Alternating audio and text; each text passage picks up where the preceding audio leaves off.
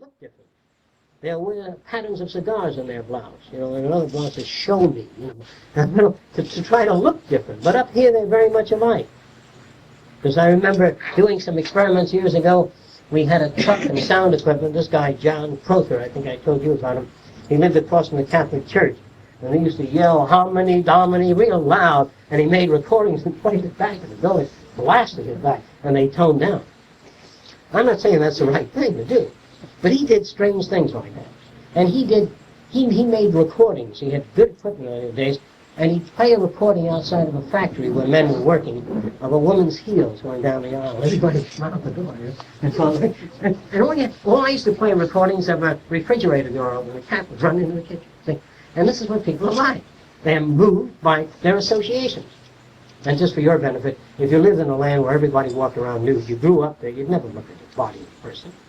I mean, normally you can't sell photographs of nude women to people that live on that island, because it doesn't make sense. Men have no natural desires. There are no instincts. There are no natural feminine patterns. They're all trained, everything that you do. Your set, your values, your words, everything. Unfortunately, I wish I were wrong, but unfortunately it is like that. And so in order to make the future, we have to surrender our notions of the world as we think it is and try to find out what the hell man really is. And I'm talking about humans, people. And try to build a world for people so that we can generate creativity in everyone. Make millions of Leonardo da Vinci's and Michelangelo's and Bach's, Brahms, and Beethoven's, and move in so that people will learn to live in their own kind of home, whatever they want to live in, whether it be, as I indicated before, whether they live underground in a ball with a huge mushroom on the floor, which they put their feet up on, and they have moving pictures on the walls. Every home will be radical and very different, because people will live in accordance with their style, with their knowledge. But in every home today, you see all the old curlicues on the furniture in the early days. They were so much alike that I said that some of you here, that they used to look at the old dog, and they'd make chair legs. They'd base it on animals, and they'd even put claws on there, pieces of ivory. But the chair looked strange, so the designer hung a pair of balls in the middle. If you look at the early chairs, you'll see that. They borrowed from the animals. And if they had any surplus time, they would start carving this shit up. And they thought they were great. All these designers thought they were talented. But let me show you what a designer is. A very simple type of person. All you have to do is draw any pattern at all. See? Basic design, any pattern. Whether it be this, a Maltese type cross, or whether it be a series of crescents like that. And this is the basic system of all design. Then you hang what'll fit in the crescent. That. And then you hang what'll fit in there, and that's that. See? And then you hang what'll fit around it, and that's a circle. Then you start hanging triangles on there, and you hang in what'll fit in that.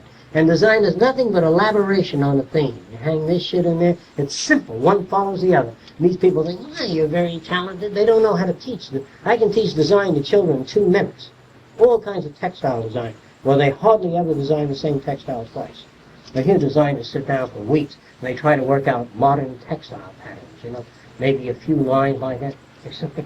Which should be simple. A monkey ought to learn how to do that. And they're called designers, They design women's dresses and they steal from Paris fashions, and they copy one another and they put the little filled out ruffles in, like I said yesterday, a fur piece here and a fur packet there and horse shit hanging here. They just elaborate. There's no thought in that at all. Just hang shit on it. Thought process requires that you simplify things, not make them more complex. The most magnificent thing about the electric lamp is nothing but a piece of wire connected to a source of power that gets hot, so hot that it glows. And it burns out. So when Edison first made this, he had a piece of wire and he wanted to shock a friend. But he didn't have enough wire to reach the table. He wanted his friend to pick up a key. But he was going to stand on a wet platform barefoot. And when he touched that key, he'd get a shock. But Edison didn't have enough wire to reach the table. So he used some thin wire. And it got red hot.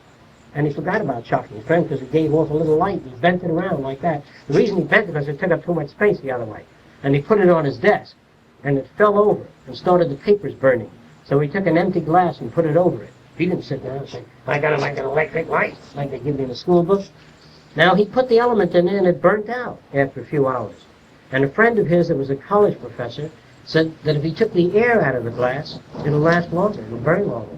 So he did. And a glass technologist told him that if he bent the glass like this, it won't crack in the corners. And so now you see Edison, the great man. And so, really, if you study the history of invention, you'll see it's so simple. It's a simple procedure. They say, why? What goes on in the complex mind of these great thinkers, you know? It isn't that. What the stuff that goes on in the minds of the poor thinkers, they do a lot of thinking. The great thinker doesn't do much thinking at all. Because Einstein or you or anybody else, you know, what your address, you don't have to think about it, just recite it automatically. But a guy that doesn't know your address, he's doing a lot of thinking. A kid that can't add 3 times 5, he's got to do a lot of thinking. You say to the kid, what's 3 times 5? It's 15. He's not thinking. That's an automatic connection. Einstein didn't think very much. Although a lot of people think he used to sit down and ponder the nature of things. It's the guy that doesn't know anything that wonders all the time that does a lot of thinking. And he can't come up with any answers because he doesn't have enough information. And if he has information, he doesn't have to think.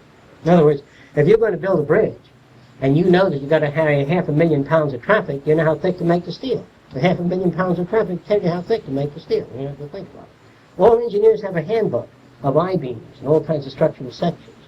Yes, it can carry 25,000 pounds per cubic inch. See? And they look up the tables. They don't have to think. A chemist, he knows when he mixes certain things, he knows where he's going to get it. He doesn't have to think about it. But if he mixes strange things together, he does this. That means I wonder what's going to happen. And then it turns into a kind of a rubbery material that's strong, and then he takes out a patent on it. He goes, how'd you do that? He says, I was experimenting. He's full of shit. He's just mixing a lot of stuff together and got rubber. That's how it works. Now, one more thing in closing. A guy named Bakelin, they used to make billiard balls out of ivory. And Bakelin was working with materials like wood ground up, cellulose, trying to make a plastic material, like ivory, but cheaper. And he failed continuously. And finally he wound up with a bucket of formaldehyde. And his friend said, how are you doing on your synthetic material? He took his pecker out and he pissed in the bucket. He said, that's how I'm doing. And you got uric, what is it? Uric acid. Uric formaldehyde. No, it's called, what's it called? Bakelite. But it's phenylformaldehyde, excuse me. And he urinated, and settling down on the bottom was a little ball of phenolic resin. And then he learned to put uric acid in crystals in the phenylformaldehyde. And he got this sediment on the bottom. But that isn't in the book on inventions. So really, a great many inventions were accidental.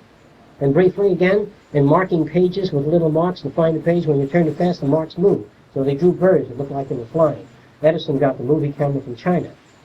And on down the line, nobody invented anything.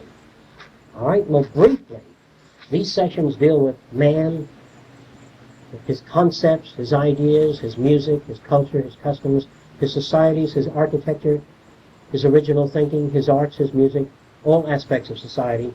And sometimes we specialize in some particular area. Nice having you down tonight.